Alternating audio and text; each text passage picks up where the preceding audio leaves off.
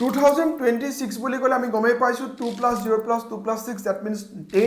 10ৰ পিছত আহে 1 + 0 1 10 বুলি কোৱাৰ লগে লগে 1 মানে ৰাইজ 0 আহিছে মানে ফল মানে ফাৰ্ষ্ট হাফটো অলপমান ভাল যাব আৰু ছেকেণ্ড হাফটো অলপমান বেয়া যাব চেলেঞ্জিং আহিব পাৰে ইমান আপুনি চিন্তা কৰিব নালাগে এই বছৰটো তুমি চাইনিজ নিউমাৰলজি মতে চাওঁ ইয়েৰ অফ হৰ্চ আহিছে অৰ্থাৎ ঘোঁৰাৰ দৰে আমি দৌৰিব পাৰিম অৰ্থাৎ আমাৰ বহুত বেছি গ্ৰ'থ হ'ব আমি চাওঁ কোনবিলাক মানুহৰ কাৰণে এই বছৰটো ভাল যিকোনো ইংৰাজী মাহৰে 1 তাৰিখ 10 তাৰিখ 19 তাৰিখ আৰু 28 তাৰিখ নহ'লে যিকোনো ইংৰাজী মাহৰ 2 তাৰিখ 11 তাৰিখ 20 তাৰিখ আৰু 29 তাৰিখ বা যিকোনো ইংৰাজী মাহৰে 4 তাৰিখ 13 তাৰিখ 22 তাৰিখ আৰু 31 তাৰিখ নহ'লে যিকোনো ইংৰাজী মাহৰে 7 তাৰিখ 16 তাৰিখ আৰু 25 তাৰিখে জন্মগ্ৰহণ কৰা ব্যক্তিসকলৰ কাৰণে খুবেই ভাল লগতে জুলাই 24 তাৰিখৰ পৰা আগষ্টৰ 23 তাৰিখলৈকে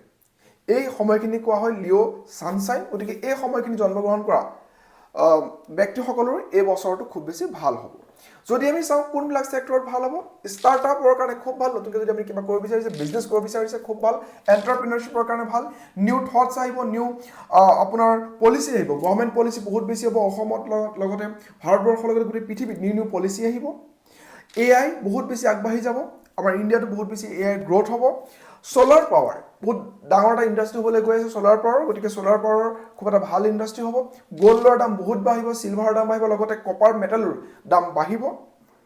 আৰু এই গোটেই বছৰটো যদি চোৱা যায়